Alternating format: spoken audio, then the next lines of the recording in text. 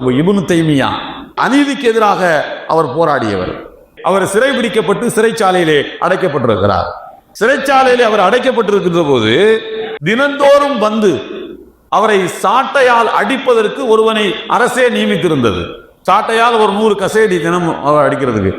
அப்படி ஒரு முறை வருகின்ற போது முதல் நாள் அடித்த காயமே ஆறாத நிலையில் வலியால் துடித்துக் கொண்டிருக்கின்ற போது இன்றைக்கும் போய் அடிக்க வேண்டும் என்று ஆட்சியாளர்கள் சொன்னதன் அடிப்படையில் சாட்டையை தூக்கி கொண்டு வருகின்றார்.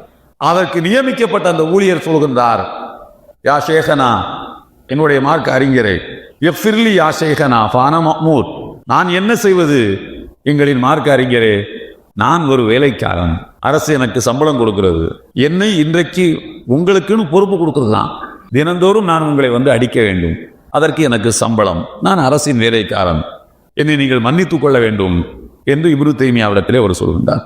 அதற்கு இப்னு தைமியா சொல்கின்றார், உன்னை போன்ற வேலைக்காரர்கள் இருக்கின்ற தைரியத்தில் தானே அவர்கள் அநியாயமே செய்கிறார்கள். நான் அந்த தப்பை செய்ய மாட்டேன், நீ சொல்லு, இன்னொருத்தர் வருவான் அவனும் சொல்லணும், ஒரு 100 பேர் வருவான், 100 பேரும் சொன்னா ஆட்சியாளன் எப்படி அநியாயம் பண்ணுவான்? உன்னை போன்ற தீய ஊழியர்களால் தான் ஆட்சியாளர்கள் அக்கிரமங்களை செய்கிறார்கள் என்று சொன்னாராம் இப்னு தைமியா.